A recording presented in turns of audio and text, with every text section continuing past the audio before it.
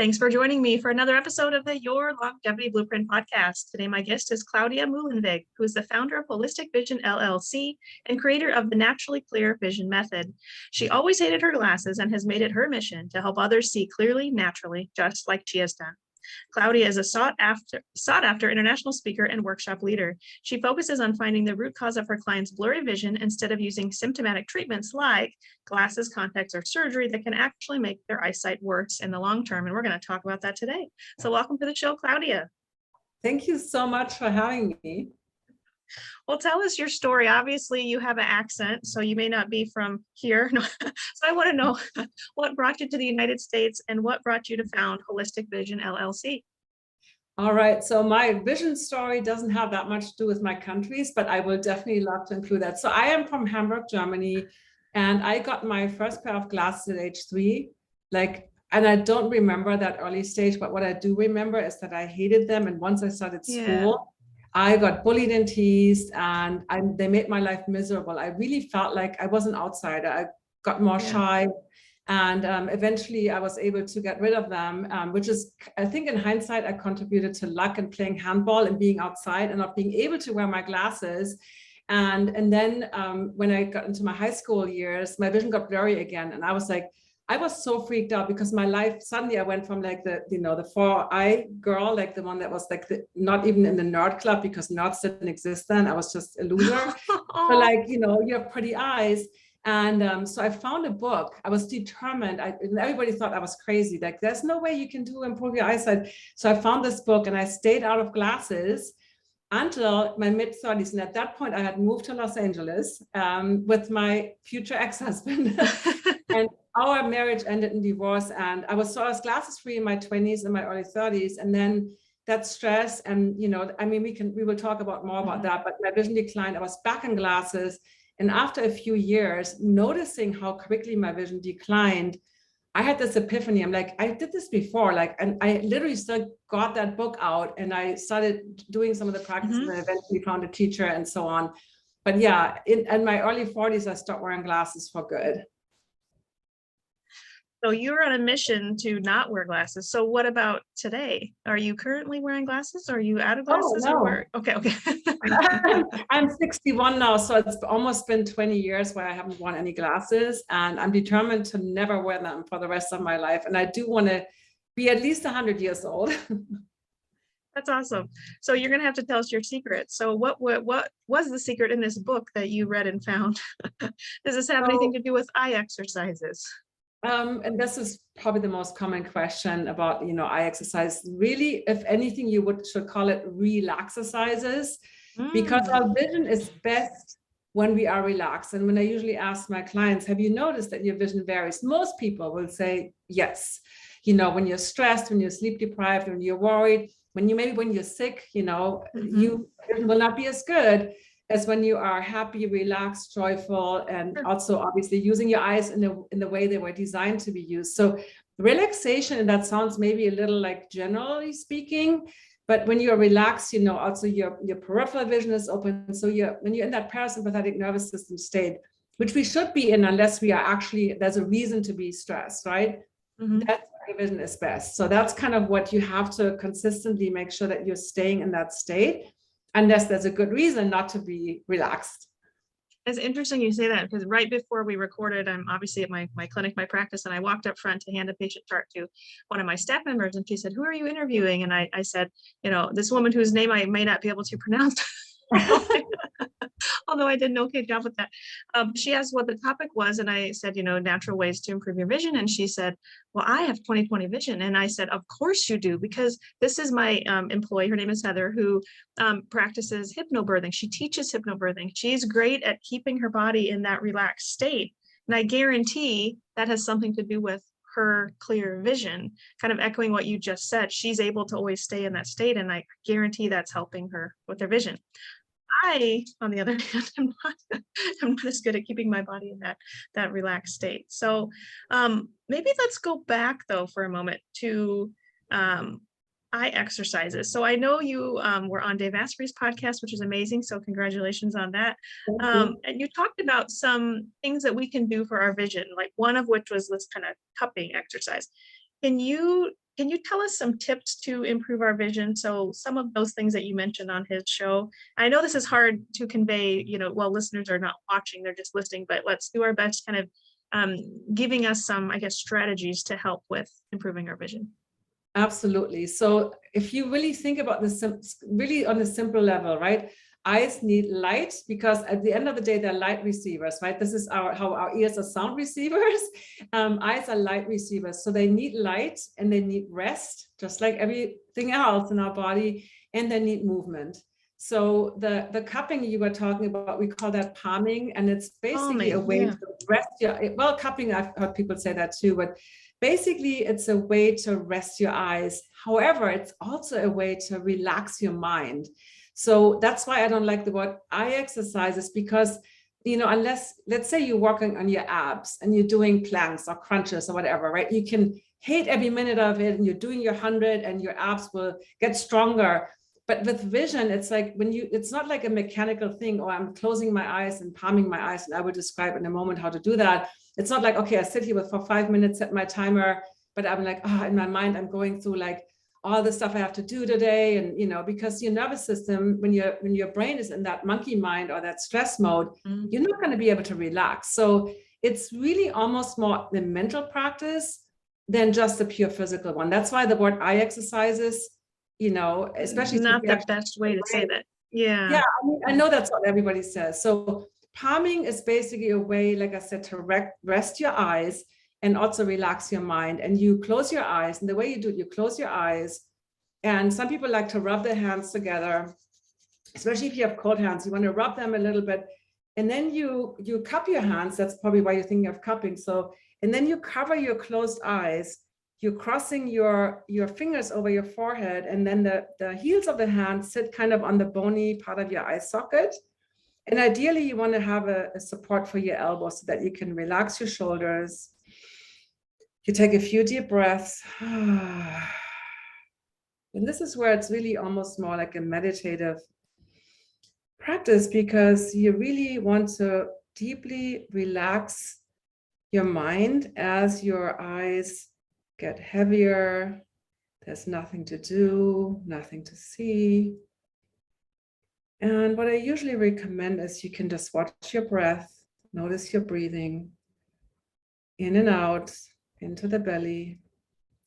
Or you can bring up a happy thought, like a place you love, a person you love. Could be a real person or place, or could be something imagined. You really just like, as like think of a little mini vacation. You're like, and then you enjoy the darkness, the warm cocoon, the little, like a little cave, or however you want to call it. Like I like to think of a floating tank. My eyes can deeply relax. And then we're not going to do this for a long time here on this podcast. You can obviously stay longer, but the way to come out of it is you would keep your eyes closed, and then you slowly move your hands away. And then you want to wait till you get adjusted to the light, because especially if you're doing this for a while, right, you notice how bright it is when you just move your hands away. And then when you're ready to come back to planet Earth, I like to like blink my eyes 5 times quickly, and then squeeze my eyes gently 5 times. And you might feel that your eyes feel lubricated and kind of refreshed and reborn. Yeah, do the 5 squeezes, and then you will find that your eyes, mine are really lubricated now. So yeah. So how often should we be doing? I don't want to say the word exercises. How often should we be doing these relax exercises?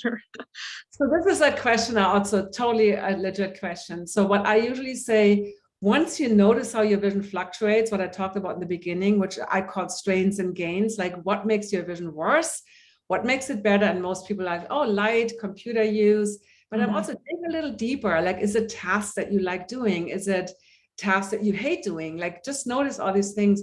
And once you know your patterns, let's say your vision is best in the morning, but maybe it's not so good in the afternoon, palming would be a way that you can use preventative. So before you even feel eye strain, or maybe before you get in the computer, and obviously you can use it as a remedy. So some people like to do it like once or twice, maybe in the morning or the evening. Some people just like to do it once. And if you have a lot of eye strain and your eyes always feel tired, it might be great to do it like 5 times a day. And I liken this to pee and palm, like maybe every time you go to the bathroom, right, you do like just a couple of deep breaths and rest your eyes. So yeah, there's really no cookie cutter formula, what works best. I like that. That's funny because many times my patients who maybe they're nurses and they work 12-hour shifts and they just don't get any downtime except when they're in the bathroom. And I say, take a long bathroom break and do some deep breathing to help your cortisol come down. They can also cover their eyes, rest their eyes, I guess, when they're on the toilet. So I like that. What are some other strategies? So I mentioned light. So one of the other things that's important for good vision is light. And I noticed that, when you are very light sensitive, obviously the eyes are the light receivers. So there's a challenge if you cannot tolerate light, like how can you then properly see? So a practice that I teach that is part of the method is called sunning. And there's all different kind of layers, levels of doing this. But the basic one would be to close your eyes and you would face the sun. And if you're really light sensitive, you would do it in the morning or in the evening, not in the middle of the day. And you close your eyes and you basically just turn your head side to side, facing the sun. You can even start with the back to the sun. Your eyes are closed. And it's really a nice way to relax your neck also. And just moving through like the middle, when you're in center, the sun is brightest. And when you turn to the side, the eyes turn to the side, is a little bit in the shade. That practices the pupillary reaction. So you're behind the closed eyelids, your pupils actually getting a little massage because when the eye is in the side, in the shade, the pupil will open up a little bit. So this really helps. Reducing light sensitivity helps with vision and also with night driving. I used to be super light sensitive. I wore glasses on overcast days. I wore sunglasses, and my night driving was a challenge because the headlights of cars were just too bright for me. And when I started doing this practice, and I also did sunglasses, which is another thing I recommend, and there's all kinds of exceptions, of course, but generally speaking, I'm not wearing sunglasses anymore. And that really helped my night vision. I don't have any more problems driving at night. So this is interesting because before we started recording, I briefly mentioned to you that I do have, I would say, a strong light sensitivity. Even in the morning when it is overcast and I'm walking the dog, I have my sunglasses on. Although after hearing you last couple mornings, I did go out without sunglasses and it's kind of hard at first, like my eyes kind of struggle. But then I felt like I adapted and just kind of got on with the walk and I was okay. So are you saying doing these exercises, you're saying physically look towards the sun with your eyes closed, turn your head to the left and the right, that's going to help reduce my light sensitivity? Is that what you're saying? Yeah. And then, like I said, there's different levels and when that feels good, then you can open the eyes on the side. Then we teach something called strobing where, you kind of fan your fingers like really quickly, right? And then you would be, so you create kind of a flickering strobing effect. So there's all these different levels that I teach. But what I also recommend is wearing a cap or wearing a hat. And unless you're like skiing or it's like extreme conditions on the ocean or you have certain eye conditions, in that case, you definitely, or if you take any photosensitizing drugs, you definitely make sure you wear sunglasses. But generally speaking, like you said, you really, like we've been told it's so bad, but then our pupils never get to work out if we never let them experience light, right? It's like, so that's.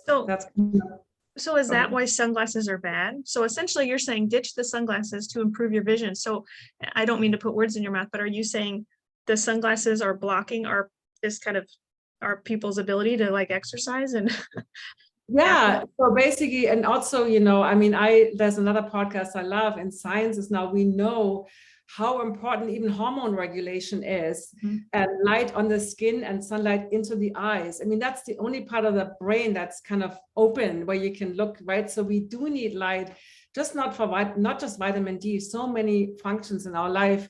Like I said, hormone regulation, studies have shown that if you go out, expose your skin and your eyes to the light, 20 minutes several times a day, that your testosterone and estrogen level are healthier and better. And that, so, we've, and also interesting studies I found, so our brain determines, when it comes to tanning, our brain determines how much melanin to secrete based on the light input from the eyes. Now you wear these dark sunglasses and the brain thinks, oh, it's not actually that bright.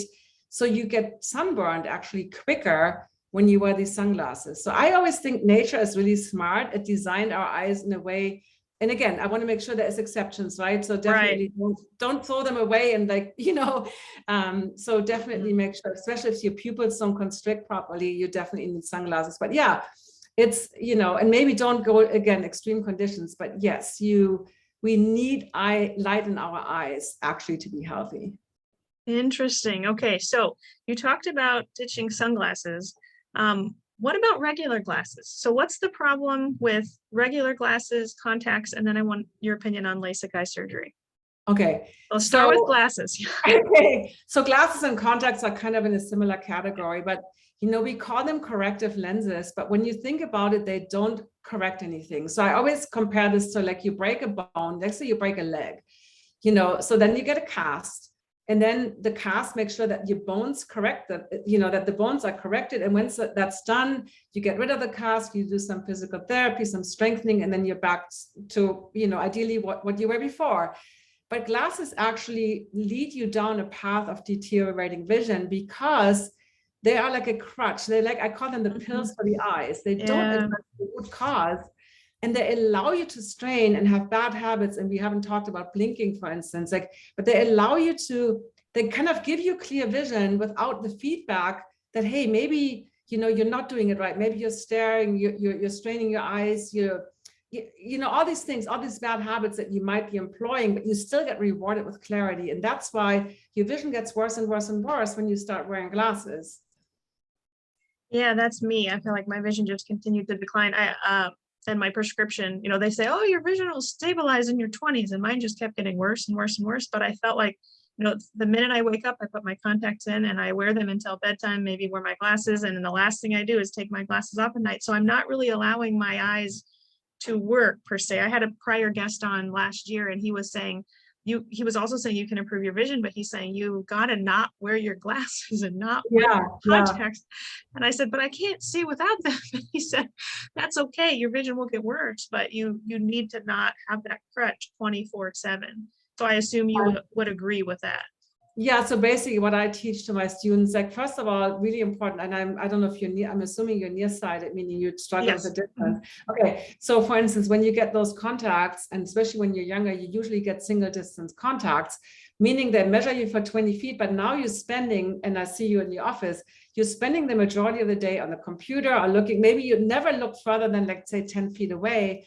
So that's already overcorrecting you. So in that case, wearing contacts for like computer distance, and if needed, putting glasses on top for driving, right? If you need that additional strength. And I get everybody, here's my take on this. You want to reduce your diopters, and that depends on how corrected you are right now. To the level, if you have good habits, if you're breathing, if you're blinking, if you're staying relaxed, your vision is clear. But when you strain, when you don't breathe right, when you do other bad habits, you get the blur, and that's like the engine light. That's like, hello, maybe you should take a break to calm your eyes. So basically you want to allow for your eyes to improve, but also to get feedback that something that you're doing is either good or not good. So that's how I see this. Basically, yeah, we get glasses. Not everybody can just throw their glasses away and function. So it's important to kind of go step by step down. And for some people that might just be a quarter diopter less. Right. But yeah, we really look at the scenario exactly. What are you doing with your eyes all day? What do you need for your vision? Where do you need clear vision most of the day? Close up or far away? If you're a truck driver, that's a different scenario than, us working on the computer, for instance.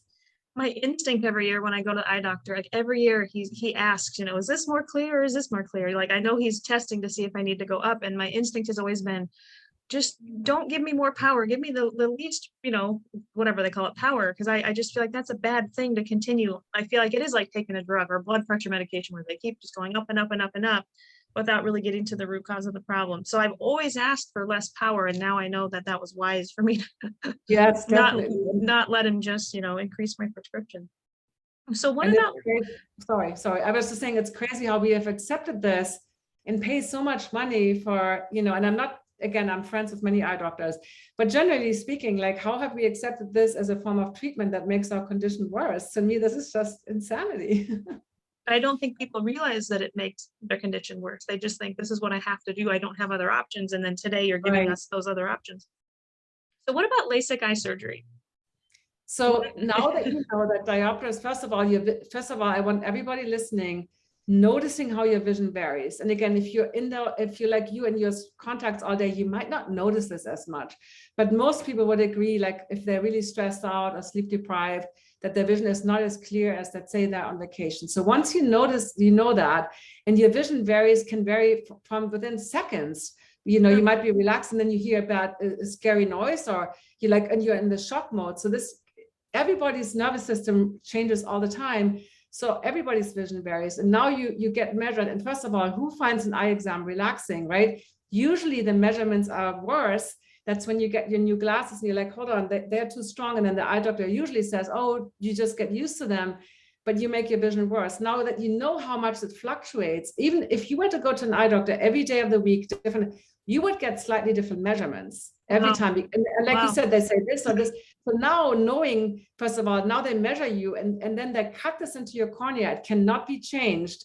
And knowing that if you're nearsighted, they're correcting for the 20 feet, but now you're working, let's say, the majority of the day on this close-up distance, within 10 years, maybe I think the longest I've heard within like maybe 12 years, you're going to be wearing reading glasses if you're nearsighted on top of your minus, because you can't change the contact lens. It's engraved into your cornea. And one more thing, most people, and again, I know some happy people with LASIK, but I always say, talk to me in 10 years. Most of the people have really dry eyes. There's also why is that? Why I heard that too, but why is that? Well, because of the cut in the cornea, so that you're kind of interfering with the natural system, and there's a tear film covering your cornea. So basically, just 10 seconds of not blinking, interferes with the tear film and makes it thinner. So I don't know the exact reasons why that is common, and some people have it, some people don't. But I've worked with lots of people that had LASIK, and we got everybody out of these expensive prescription eye drops with good vision habits, right? So that's yeah. So LASIK it's everybody wants that quick fix, like people like the pills, right? But you and I are doing this work where our clients don't want the quick fix. They want to actually address the root cause. And with vision, there is no shortcut. There is no quick fix. All of these things might feel like a quick fix for the moment, but they're not going to last, and they make it worse over the long term. So let's stay on the topic of dry eyes for a minute. So aside from dry eye post LASIK surgery, what about just dry eyes in general? So a lot of patients I know are using, I especially see a lot of women in menopause who have dry eyes, right? And correcting their hormones can help improve some of that, but they're using a lot of eye drops. So it sounds like maybe you're not a fan of those. So are you saying even dry eye that's not caused by LASIK, need for like drops can reduce with I hate saying exercises. Eye hygiene. Okay. Should we call it eye hygiene? What do we call it? I call them vision practices or habits, actually. So yeah, I mean, you talked about, so definitely hormones affect. I've been in menopause for 10 years now. My eyes have not gone drier, and I've never done hormone replacement therapy. Wow. So this is where it comes down, like the blinking I was saying. You might notice if you see this, if you don't do the listening, I blink a lot. So blinking, like again, blinking, and one of my best friends who passed away 2 years ago, not from COVID, 101 years old, never had glasses. Both his parents had glasses. He blinked about every second. So every 2 to 3 seconds, it just keeps your vision relaxed. You're not staring, and also it lubricates your eyes. The second thing is the cupping or the palming that we did. So that is a really great way to lubricate your eyes. And then, again, you might need hormone replacement. Maybe you need bioidentical hormones. And then also the omega-3 fatty acids are really important. And it's not just water. So eating a really good diet, all those things usually really help with dry eyes. So are you saying, I apologize, I have a cough drop in. Are you saying you almost have to train yourself to blink more frequently?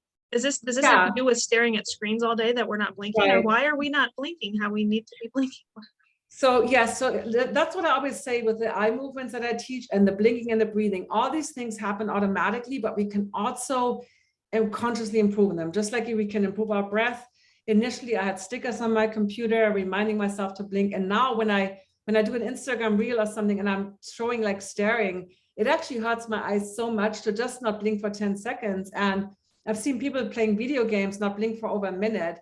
And once you, like initially, like you said, you kind of have to practice this and remind yourself, but it will become really easily automatic. Like I cannot even undo this anymore. It's like any change, right, in your body.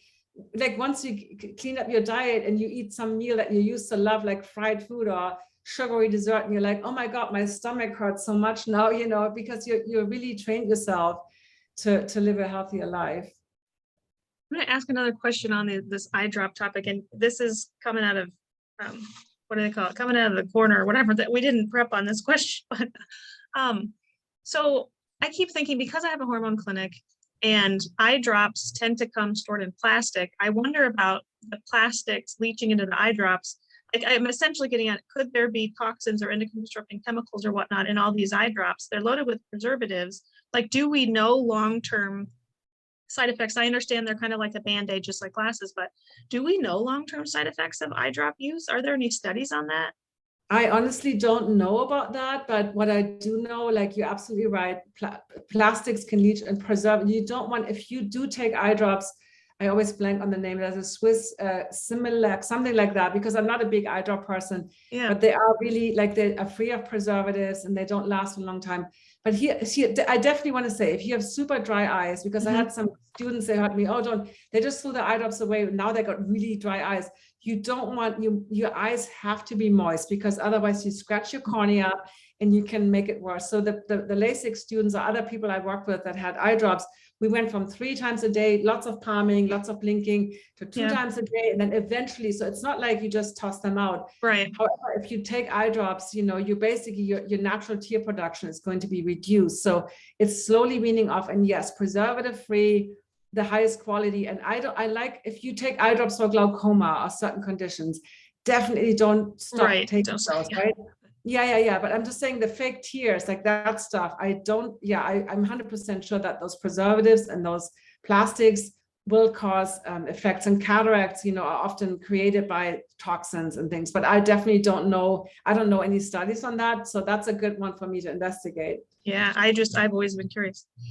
So let's go back to screens for a second. So is vision decline unavoidable with individuals who are constantly staring at screens? I mean, I know these can't be good for our vision, but what is your thought on that?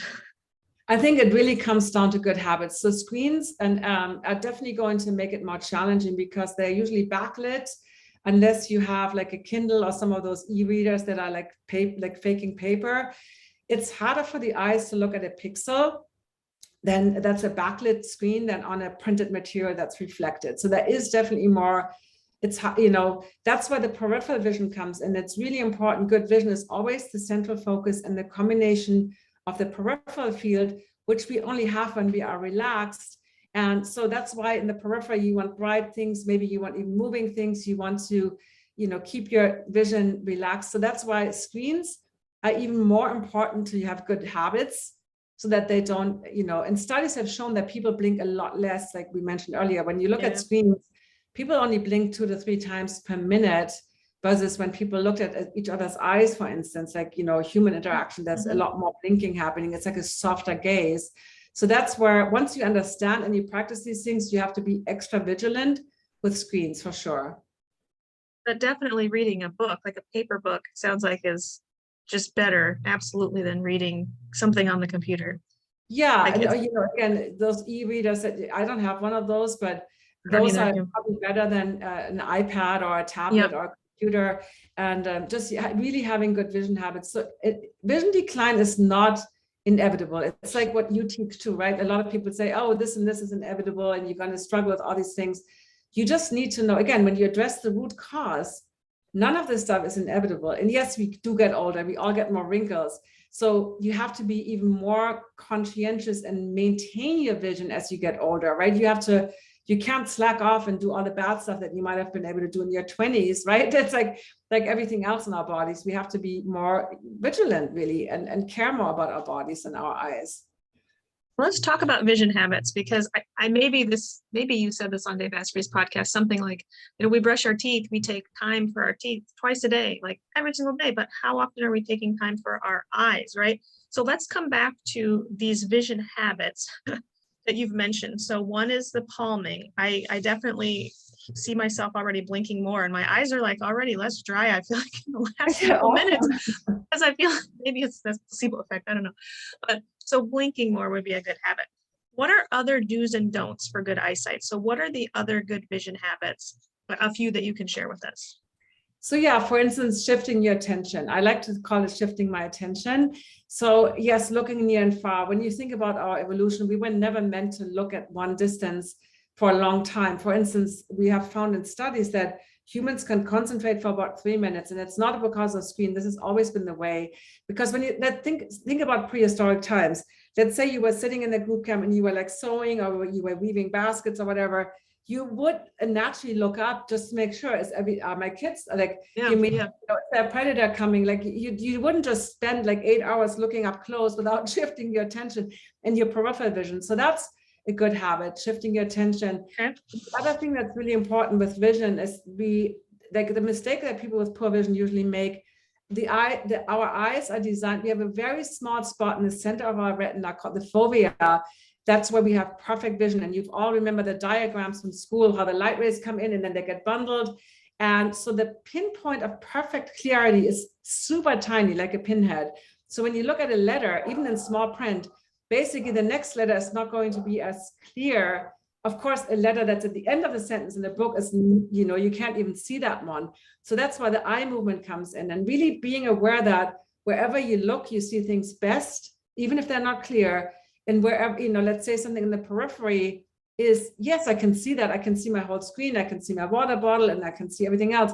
But when I look at your right eye, for instance, I cannot even see your left eye as clearly because I would have to move my attention. So that's a really important principle, is that central vision versus peripheral vision. And of course, peripheral vision is not just the outer edges, even the middle or the near periphery is not seen as well. Let's see. And then also mindset is one that is, I think, really big. I hear a lot of people, oh, I'm blind without my glasses. I'm like, oh, so really you can't see me? Oh, no, I can see you. You're just not clear. I'm like, okay, so you're not really blind. A lot of times the language is so powerful. So that's probably a few good tips. Love them, love them, love them. So what's wrong with cheaters? We talked about glasses, but what if someone hasn't really needed glasses until they were, like my parents' age, right? So now they're suddenly needing cheaters. They've had good vision their whole life and now they feel like they need cheaters. Is that a problem? Yes, so cheaters are usually referred to as the readers. And by the way, I want to make sure that the drugstore readers or the cheaters are not going to screw up your vision more than a $500 pair of readers from your eye doctor, right? That is fancy. And so here's the problem, because now you're straining your eyes at the near point. And yes, looking up close is more effort for the eyes and the brain. So the eye muscles have, for those of you, if you see the video, the two eyes have to kind of converge. The inner eye muscles have to pull the eyes in kind of toward the nose, kind of coming in, converging. And your lens has to get like bulgy and the ciliary muscle tighten. So there is more muscular action looking up close to comparing to the distance. It's where the eyes are relaxed. Now, as you get older, yes, we do, it's like how we lose some flexibility in our bodies. So practicing this is important, but the cheaters now basically magnify everything. You can still use your bad habits. And here's what happens to every single person, and they don't believe it. It's always like, oh, welcome to the club. You're 45 or you're 50. We all have readers. There's nothing you can do. And then you start wearing them in dim light, or in you wear like the +1s a little bit, and then you start to 1.5. Before you know it, and then you're in the +2, and then you use them for everything. And then you go to the doctor and they're like, oh, well, your distance vision that was always 20/20, 20/15, that was like, you were so proud of your eagle vision, right? Now your distance vision is declined and you're like 20/30, 20/40, you need progressives or bifocals. And that happens to every single person. So if you care about, and then you have no clarity at any distance. So you went from eagle eye to like basically completely handicapped without glasses. And to me, that's just not how I want to live my life. So yeah, like I call the readers the gateway drug, yeah. So you're saying instead of opting for those cheaters or readers, opt for more of the, what did we call it? The vision habits. Yeah, like basically, right, because you probably had good vision habits all your life. And as I said, as you get older, yes, it's very common to lose or like struggle with a near vision. But if you know what you're doing, if you do the practices that, that I teach or others teach, that, the good habits, and, maybe also, a little bit of improving your near vision, then it's also a mental focus point. Like what I find also when we get older, sometimes, you know, we don't want to look up stuff, like especially farsighted people. And if you readers are usually, you know, that's a form of farsightedness called presbyopia, old age sight. You know, and I was farsighted. My story was I was farsighted as a kid, like, you know, really farsighted. But a lot of times, if you're a farsighted personality, you might be helping everybody else out there. But when it comes to looking at your own stuff, you're like, oh, I'm okay, I'm okay. So maybe also being a little bit more coming into yourself and looking at yourself and, you know, how you feel about yourself. How do you feel about the rest of your life? Are you excited? I find that people that love their work have less presbyopia than people that counting down the days to retirement. And they're just kind of like, well, you know, I don't know what I'm going to do when I retire, but I just can't wait to retire. I just don't know what I'm doing. Sure. So I'm going to ask a personal question here, and I don't know if you have an answer for this either, but excuse me. So postpartum, my vision went so wonky. I mean, it was absolutely nuts. And I've heard patients say that their vision went wonky, but I mean, it was terrible. And I went to several eye doctors who kept giving me different prescriptions, some too strong, some not strong enough. And they just said, your eyes will adjust. And with time, it took a long time, my eyes did. But is there anything, you know, I hope that doesn't happen again, right? Because now I do have a worse prescription than I did prior to delivering my son. Is there anything else that I should have been doing during that time when we have kind of these situational, you know, life events that can impact our vision? Obviously the vision habits that you're sharing today, but is there any light you want to shed on that kind of postpartum, what may have happened or anything I could have done differently? Yeah, so I'm definitely not an expert in postpartum situation, but here's the thing. I had two kids, two daughters, right? And after my second one, I was definitely, baby was born. I was like, okay, I'm like, I can't do this. Like I definitely felt super stressed, you know, you're sleep deprived, huge hormone shifts happening. Yep. So I think give yourself the grace to know that you're going through it. Like, and it's traumatic, not trauma is not always bad, but it's a huge shift in your life, huge adjustment, and not just physical, it's mental, it's emotional. You're suddenly a mother, you know, you might not feel good about that, but everybody, you can't even share that because everybody would be like, oh, you don't want, like, you know, postpartum depression is a real thing. And when you are really depressed, you know, it doesn't matter if it's postpartum or depression, your outlook on life is going to be affected and your vision is going to be affected by that. So I always talk about mental, physical, emotional, spiritual, there's all these aspects that affect your vision. So it's definitely, you know, it's like this kind of perfect storm, right? If you're a new mom, it's like this perfect storm of all these factors kind of coming together into this huge ball of stress, you know. No, I think you're right. Bad, you know? Yeah, we had a very traumatic delivery and was in the hospital for a while and had to go back at work at 4 weeks, you know, even though I was barely functioning. And so I think that's shedding light on the situation and the stress just didn't help in general. But now I have more strategies to improve my vision so I don't have to keep up. And also here's the thing, no, when I went through my divorce and when I moved back to Germany, I moved back to America, my vision was worse during this time, but I knew I was going through a major life change, a major stress. And I just knew, hey, this is okay. You know, I acknowledge that I'm going through this. And even if I can't rest as much as I want to, but knowing that this is temporary and that you are, so versus just thinking, oh, now something is wrong with me. I think this is really important for everybody to know that this is normal, that your vision, when you're in these extreme stressful times, that your vision will not be as good. And I wish I would have known that. Of course, I immediately thought, oh, I gotta go change my prescription. But I appreciate hearing that. Are there any other tips you want to share with my listeners as we wrap up the show that they can do to improve their vision? Anything we didn't say today that you want to add? Yes, that's one that we didn't talk about, but I think it's super important. So this is the astigmatism, which is kind of this, oh, I have an astigmatism. So astigmatism, just really quickly, basically means that your cornea is not like a basketball, kind of a dome shape, but it's more like an American football. So some muscles on the outer 6 eye muscles are tighter than others. So basically your cornea is not perfectly dome shaped. And research has found, actually done by an optometrist, has found that in 85% of the cases, it's a postural correlation. So they actually did studies with orchestra musicians and violinists that have their head tilted. So basically posture is really important for your vision. And when I look at people's prescription, and by the way, astigmatism is the cylinder, is the diopter, and the axis is the angle of your astigmatism. So usually I can say if they're right or left-handed, what they're doing with their eyes. Wow. What they're doing with their posture. A lot of times you can totally look at a prescription and so the key here is, the message to take away is that you want to move your attention, you want to move your head and your eyes together and not constantly move your eyes. Yes, you can move them a little bit, but you don't, let's say you're scanning horizontally and you have several monitors and you're always looking right and left without, moving your head along, just kind of let your eyes do this. You will develop an astigmatism in the 0-180-degree axis.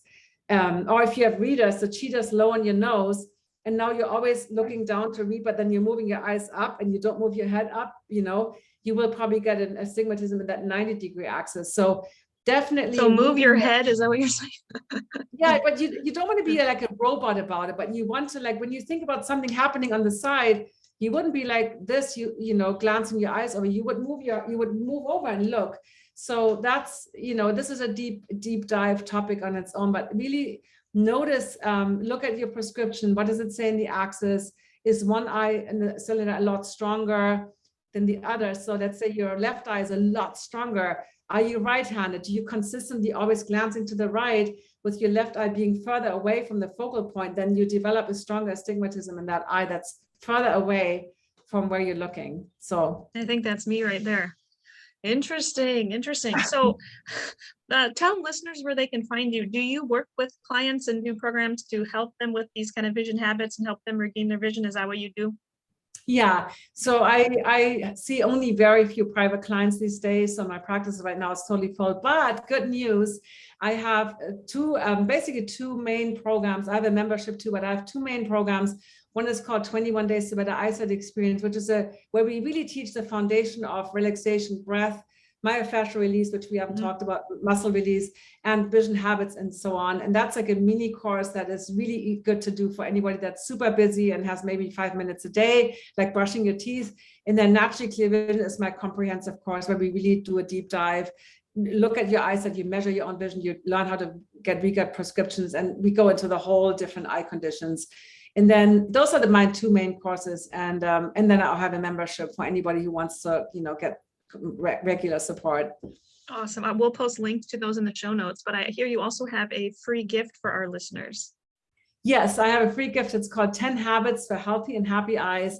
And in that one, I explain the sunning. I talk about the astigmatism, the posture, the palming, the blinking. And there's a few more things that I share in there that we haven't talked about yet. So it's a really great way to get started for free to start improving your eyesight. Awesome. We'll also post that link in the show notes. So thank you so much today. This is a lot of fun. Thank you for coming on the show and really encouraging my listeners that they can improve and keep their vision naturally. Very encouraging for me. So I love this content, and I'm sure my listeners will as well. Thanks for coming on the show. Thank you.